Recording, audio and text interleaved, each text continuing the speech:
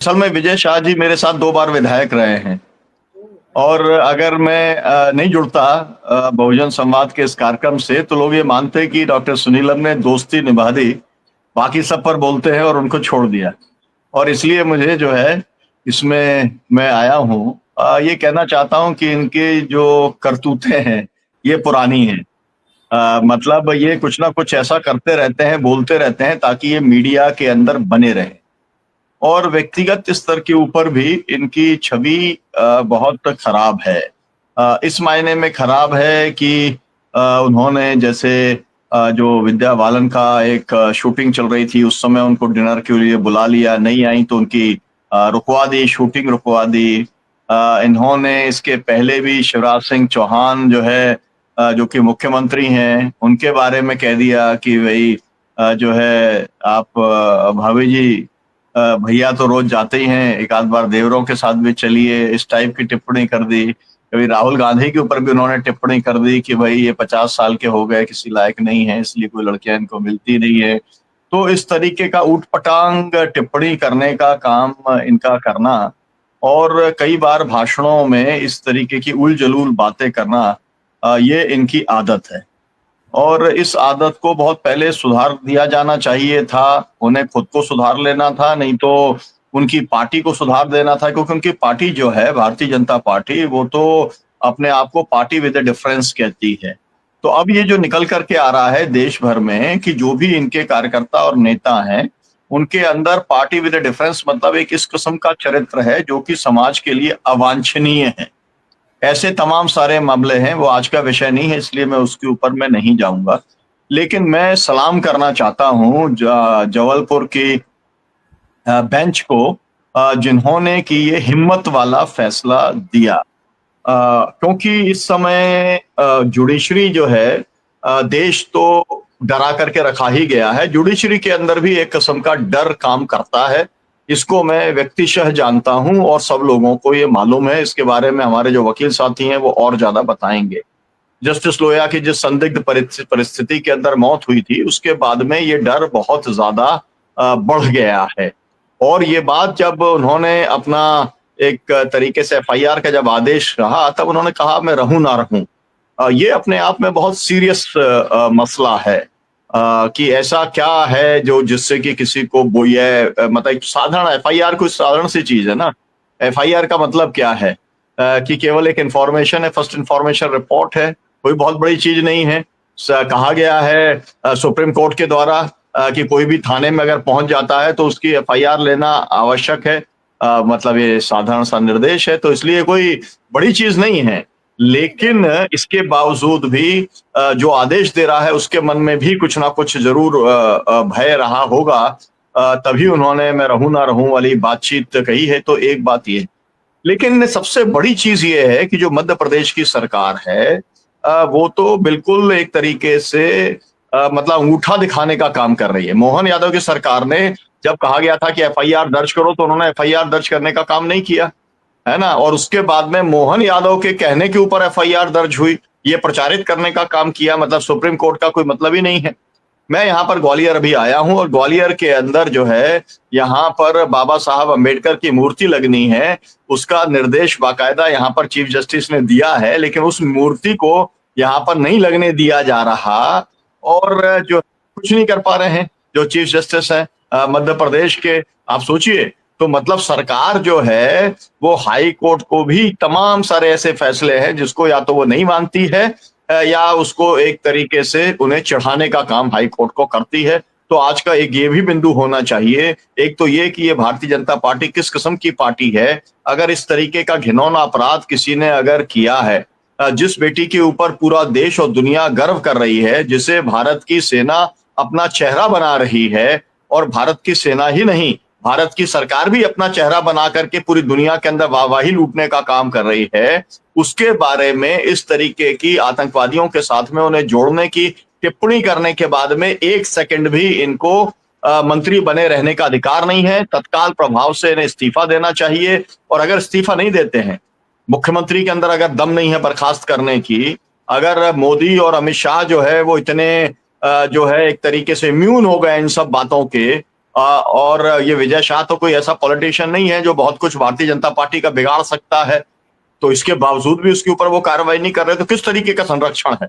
तो हमको तो ये लगता है, मैं चाहूंगा कि हमारे वकील साहबान जो हैं ये हमको ये बताएं, आप तीनों यहाँ पर वकील हैं, हमको ये बताएं कि जैसे ये ब्रिज, ये था जो क्या था जो पहलवान वाला हाँ, ब्रिजभूषण सिंह, इसके ऊपर तो 8-8 एफआईआर हुई थी, इसके बाद भी इसकी गिरफ्तारी नहीं हुई। तो हम क्या मान लें कि इसी तरीके से भारतीय जनता पार्टी और मोहन यादव की सरकार विजय शाह को बचा लेगी, उससे इस्तीफा भी नहीं लेगी, उसकी एफआईआर पर कार्रवाई नहीं करेगी, और पूरा देश ये देखेगा कि किस तरीके से यहाँ पर देश की नायिका का अपमान किया गया, और जो है जुडिशरी भी कुछ नहीं कर पाई, विधायिका तो कुछ करने को तैयार है ही नहीं, पार्टियां पूरी मौन हैं। मैं इस बात के लिए जरूर बधाई देना चाहता हूं कांग्रेस पार्टी को कि उन्होंने इस मामले को पकड़ा, उन्होंने इस मामले को लेकर के पूरा धरना देने का काम किया, और इसे सिरे लगाने तक कांग्रेस पार्टी और भी जो नॉन बीजेपी पार्टीज हैं वो सतत आंदोलन जारी रखेंगी जब तक कि विजय शाह का इस्तीफा नहीं रह जाता।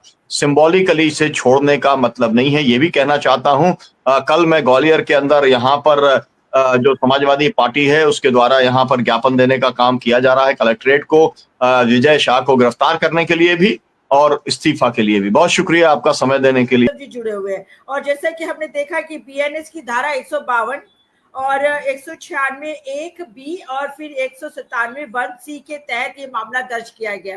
तो इन धाराओं के साथ आप जरा कुछ प्रकाश डालिएगा इस विषय के ऊपर। है ये एक दूसरे से इस मायने में संबद्ध है कि किसी व्यक्ति के द्वारा सांप्रदायिक आधार पर, जातीय आधार पर या देश की सुरक्षा के साथ खिलवाड़ किया जाता है या उसमें विभाजन पैदा किया जाता है, नफरत पैदा की जाती है, देश की सुरक्षा को कमजोर करने का प्रयास किया जाता है, तो 152, 196, 197 वन सी में अलग अलग धाराओं में उसमें दंड दिए जाने का प्रावधान है। इसमें आजन्म कारावास तक की सजा है, ये मामूली धाराएं नहीं है।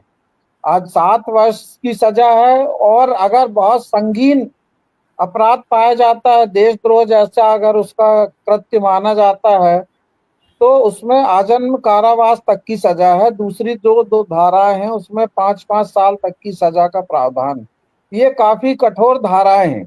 और मैं आपको बता दूं कि आज इस मामले की फिर से सुनवाई हुई थी, और ये बहुत स्पष्ट है कि जो विजय शाह है उसको सरकार बचा रही, क्योंकि जो अखबारों में आया कि सहमति नहीं बन सकी उसके इस्तीफे पे, इसका मतलब है कि ऊपर से कोई हरी झंडी नहीं है या इनको कोई वो नहीं दिया गया इंडिकेशन कि इसको हटाया जाए, बल्कि जैसा कि राजनाथ सिंह ने मोदी सरकार के पहले कार्यकाल के पहले महीने में बोला था कि भाजपा में कोई इस्तीफा नहीं देता, तो ये उसी परंपरा का निर्वहन है कि कोई इस्तीफा नहीं देगा, कोई हटाएगा नहीं। समय के साथ जो डिनाइल मोड है, मामला आगे बढ़ जाएगा, लोग दूसरे इश्यूज में चले जाएंगे, पकड़ लेंगे, कुछ घटनाक्रम ध्यान भटकाने वाले कुछ पैदा कर दिए जाएंगे, मामला रफा दफा हो जाएगा। लेकिन जहां तक हाई कोर्ट का सवाल है, आज फिर हाई कोर्ट ने फटकार लगाई और ये कहा कि ये जो नाटक किया गया एफआईआर का, ये बिल्कुल गलत है और ये आंखों में धूल झोंकने वाला प्रयास है। आज आप दोबारा एफआईआर लिखिए। और ये क्यों लिखा आपने कि हाई कोर्ट के कहने से एफआईआर? हाई कोर्ट के कहने से एफआईआर कहने का मतलब है कि आप एक उनको वो डिफेंस दे रहे हैं कि हाई कोर्ट के कारण एफआईआर हुई, जबकि वास्तविकता ये है कि वो पूरा यूट्यूब में और तमाम मीडिया में बहुत स्पष्ट है। प्रशांत सिंह जो महाधिवक्ता हैं, उन्होंने कहा कि हम इसका इन्वेस्टिगेशन कर रहे हैं, हमको समय दिया जाए। तो उस पे जस्टिस अतुल श्रीधरन ने कहा कि ये कोई मर्डर का मामला नहीं है जिसमें इन्वेस्टिगेशन की जरूरत है। जो कुछ है वो मीडिया में है, बिल्कुल स्पष्ट है, भाषा स्पष्ट है, शब्दावली स्पष्ट है, इंटेंट स्पष्ट है। इसमें उसकी जरूरत नहीं है इन्वेस्टिगेशन की। और आप इसमें फिर से आप एफआईआर करिए और कुछ और धाराएं बढ़ाने का भी उन्होंने उनको इंडिकेशन दिया है। अब देखिए वो क्या करते हैं। बहरहाल आज सुप्रीम कोर्ट ने उनका मामला सुना नहीं, सुनने से मना कर दिया, बल्कि उनको फटकार भी लगाई विजय शाह की तरफ से, जो एडवोकेट खड़ी हुई थी विभा मखीजा। और कहा कि इस तरह की गैर जिम्मेदार और इस तरह की घटिया बातें करके किसी जनप्रतिनिधित्व को शोभा नहीं देता, और वो कल शायद उसकी मामले की सुनवाई करने वाले। तो देखिए, ये तो भारतीय जनता पार्टी का तो इतिहास रहा है और उनका ये चरित्र ही इस तरह का है।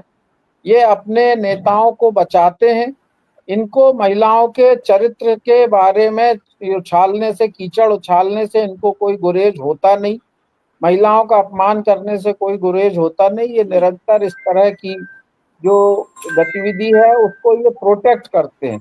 वरना अगर कानून के हिसाब से स्ट्रिक्टली चला जाए तो जब संगीन और तीनों धाराएं गैर जमानती धाराएं, तो उसमें तो उनके खिलाफ जब एफआईआर हो गई है तो उनको तुरंत अरेस्ट करके और एक दिन में इन्वेस्टिगेशन करके चालान पेश किया जा सकता है, 24 घंटे में किया जा सकता है। तो इसलिए ये आईवाश है और मैं समझता हूँ कि अब देखिए कल सुप्रीम कोर्ट क्या करता है।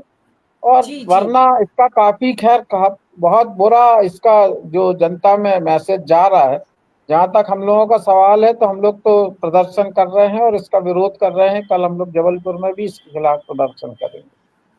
जी, बहुत। और उसको सजा भी होगी, क्योंकि जिस तरीके का हम न्यायपालिका का रुख देख रहे हैं वो तारीफे काबिल है। अतुल श्रीधरन जी और justice Shukla ji, double bench ने, मैंने अपने जीवन में इतना स्पष्ट ऑर्डर नहीं देखा जितने स्पष्ट तरीके से कहा। और जब ये कहा गया कि भाई ये तो मीडिया के माध्यम से जो खबरें आई हैं और मीडिया कुछ भी बता सकता है, उसके आधार पर आप ये कह रहे हैं, तो जस्टिस श्रीधरन जी ने कहा कि मैं यूट्यूब का लिंक इस ऑर्डर में लिख देता हूं ताकि वो सारे लोग उसको देखने का काम करें। तो जिस तरीके से हम उम्मीद न्यायपालिका से करते हैं वो उम्मीदें हमको बिल्कुल स्पष्ट तौर पर दिखाई दे रही हैं। फिर मामला यहाँ आया कि वो आज की सुनवाई के लिए लगा था, वो पहुंच गए सुप्रीम कोर्ट, और सुप्रीम कोर्ट में उन्होंने जो तर्क दिया, कहा कि हमको बिना सुनवाई के ये ऑर्डर कर दिया है, इसलिए एफआईआर रद्द करने के लिए। तो एफआईआर को रद्द करने का काम सुप्रीम कोर्ट ने नहीं कहा। सुप्रीम कोर्ट ने बल्कि ये कहा कि जनप्रतिनिधि को इस तरीके की बातें नहीं कहना चाहिए। और जब एफआईआर रद्द नहीं हुई और आज हाईकोर्ट में जब ये बात आई तो श्रीधरन जी ने और कड़ा रुख अपनाया। उन्होंने एफआईआर को पढ़ा जो एक जज को करना चाहिए, और उन्होंने कहा कि ये पैरा 12 जो है एफआईआर की, ये एक्यूज को बचाने वाली है। तो इस तरीके का जो उन्होंने पूरा देखा, पूरा समझा, और ये मान के चलिए कि ये मामला तो जाएगा लोअर कोर्ट में, ट्रायल तो होगा लोअर कोर्ट में, पर जिस तरीके से हाई कोर्ट की टिप्पणी है वह लोअर कोर्ट पर उसका असर पड़ेगा। निम्न न्यायालय उसको देखेगी। और ये भी देखा गया कि क्या कहा अतुल श्रीधरन जी ने, जस्टिस श्रीधरन जी ने, कि 4 घंटे के अंदर एफआईआर दर्ज होनी चाहिए जी। और डीजीपी को कहा कि अगर आपने बचाने की कोशिश की तो कंटेम्प्ट ऑफ कोर्ट आप पर चलेगा। पर सत्ता कैसे काम करती है, शाम 7 बजे तक एफआईआर दर्ज नहीं हुई, और एफआईआर कब दर्ज हुई, जब उसकी ड्राफ्टिंग भोपाल से आई। तो ये पूरा देश देख रहा है जिस तरीके से इन्होंने दाव फेंका, वो दाव उल्टा इन पर पड़ गया। और फिर एफआईआर को ठीक करने का, क्योंकि ये बात हम भुक्तभोगी हैं। जब अदानी ने हम पर हमला किया तो कांग्रेस ने, कमलनाथ ने बचाने का काम किया, और पुलिस वाले उनके इशारों पर चल रहे हैं, एसपी उनके साथ खड़ा है। तो जब तक सत्ता नहीं चाहती तब तक ये नहीं होता। पर न्यायपालिका की सतर्कता इस बात का प्रतीक है, इस बात का द्योतक है कि विजय शाह को तो गिरफ्तार होना पड़ेगा और विजय शाह को सजा भी होगी। जिस तरीके की एफआईआर को देखने का काम माननीय उच्च न्यायालय के जस्टिस अतुल श्रीधरन जी ने किया है। और सुप्रीम कोर्ट में कल सुनवाई के लिए जब लगा हुआ है तो सुप्रीम कोर्ट की सुनवाई होगी और जो उच्च न्यायालय का आदेश है मुझे लगता है वह जस का तस होने वाला है और इसी के कारण विजय शाह की और किरकिरी होगी। अब सवाल दूसरा आता है, जो प्रश्न आपने किया कि सरकार इनको गिरफ्तार करेगी कि नहीं करेगी। गिरफ्तार तो इनको होना पड़ेगा और गिरफ्तार नहीं करने के, क्योंकि ये काम तो मोहन यादव जी को करना था, ये काम तो प्रधानमंत्री जी को करना था, पर इन्होंने क्यों नहीं किया? ये प्रश्नवाचक चिन्ह है कि अगर आप इस काम को करते तो ये विजय शाह आपको भी बताता कि आपके इशारे पर अंदर से काम हो रहा है। क्योंकि प्रधानमंत्री जी आपने इस इतना सब कुछ होने के बाद तुरंत आपकी प्रतिक्रिया आनी थी कि विजय शाह को हम पार्टी से निष्कासित करते हैं। ऐसा कुछ हमने नहीं देखा और यही कारण है कि अपराधियों के हौसले क्यों बुलंद हो रहे हैं। यही कारण है कि जितने ट्रोल हो रहे हैं महिलाओं पर, अगर विजय शाह जी को उस समय, जिस समय विद्या बालन जी शेरनी की शूटिंग करने के लिए मध्य प्रदेश में आई थी, बैतूल और बालाघाट जिले में शूटिंग होनी थी और ये विद्या बालन को रात में बुला रहे थे अपने कमरे में, उस समय भी इन्होंने इस तरह की हरकत की थी और हमने उस समय भी, मैंने इस लड़ाई को लड़ा था, लिखा था, महिला आयोग को भी लिखा था।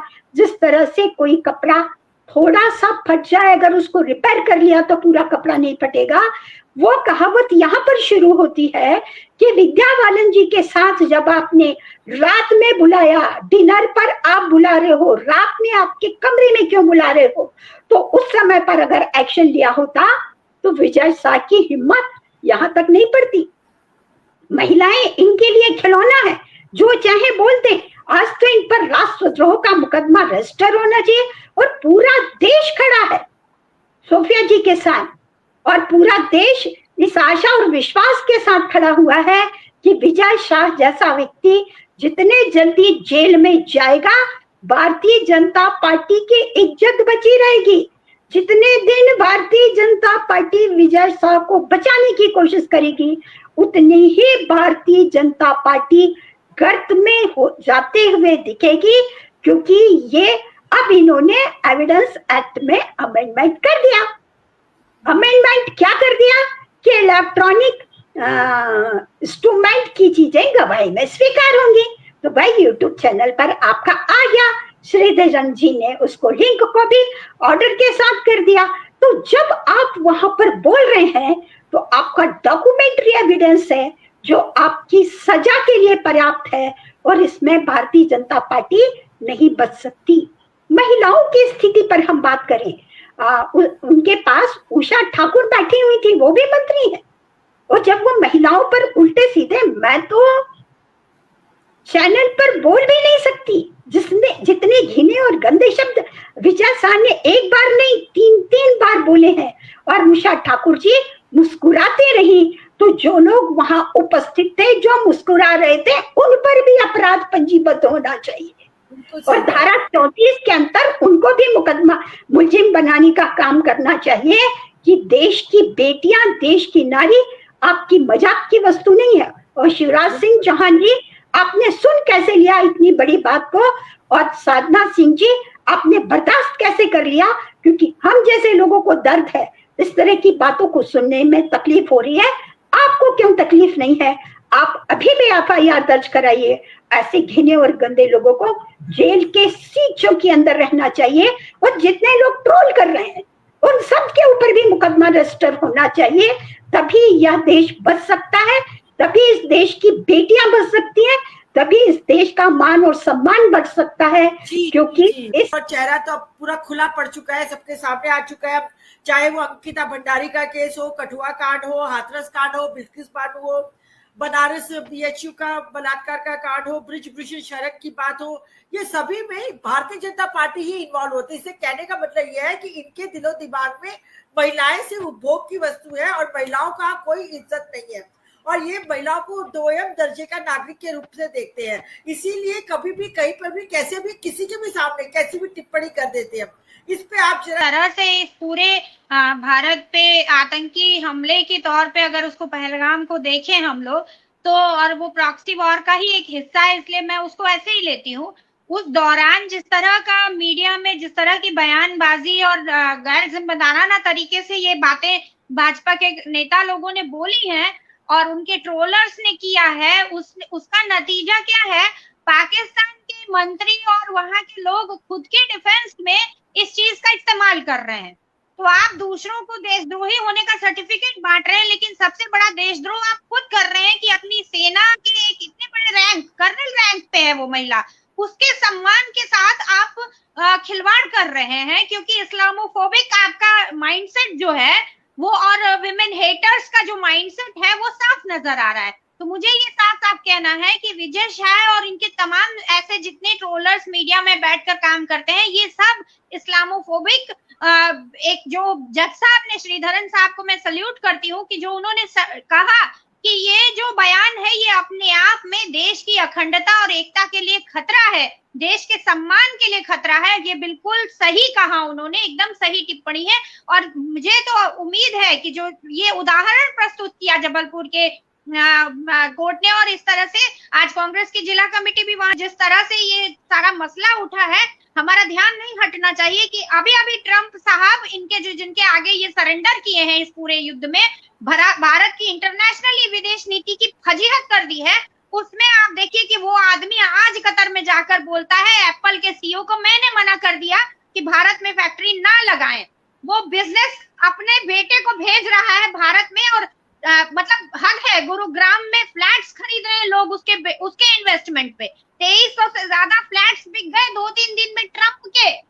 वो कंपनी बना के हमारे भारत में आकर के अब मकान भी बना के बेचेगा, और वो आदमी पूरी दुनिया के सामने भारत के लोगों को हथकड़ी बेड़ी लगा के फेंक रहा है और बेइज्जती कर रहा है, लगातार बेइज्जती कर रहा है। इस बात से भी हम लोगों को ध्यान रखना चाहिए कि ये वही सरकार है और ये वही मुखिया लोग हैं जो भारत की अस्मिता के साथ, एकता के साथ, इज्जत के साथ खिलवाड़ कर रहे हैं। और ये बात मैं बिल्कुल अंडरलाइन करते हुए कह रही हूँ कि हम सारे भारतीयों को ये बात समझने की जरूरत है कि इनके हाथ में देश सुरक्षित नहीं है। ये एक जन समर्थन बहुत बड़ी चीज है और न्यायपालिका पर इसका सीधा सीधा असर पड़ता है। जस्टिस श्रीधरन जब कह रहे हैं कि मैं रहूं या न रहूं, इसका मतलब है कि उनके सामने जोया की तस्वीर है और वो आदमी सिर पे कफन बांध के इस तरीके का वर्डिक्ट दे रहा है और आदेश दे रहा है, निर्देश दे रहा है।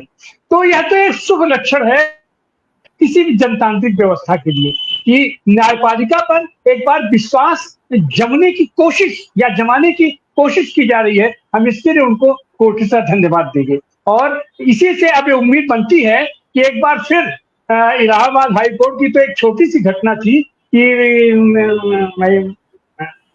यशपाल जी का कोई बहुत बड़ा अपराध नहीं था, लेकिन जन समर्थन की स्थिति थी कि वो फैसला आ गया प्रधानमंत्री के भी खिलाफ और उनको वो पदच्युत कर दिया गया। तो ये जो स्थितियां बने, और अभी तो पूरी की पूरी कुएं में भांग पड़ गई है पूरी सरकार। अब बताइए, सरकार का प्रवक्ता मिस्त्री का तो काम है कि वो जो भी सरकार की घटनाएं हो रही हैं उसको सामने रखे, उसको भी आप ट्रोल करेंगे और उसके बचाव में भी सरकार नहीं आती है।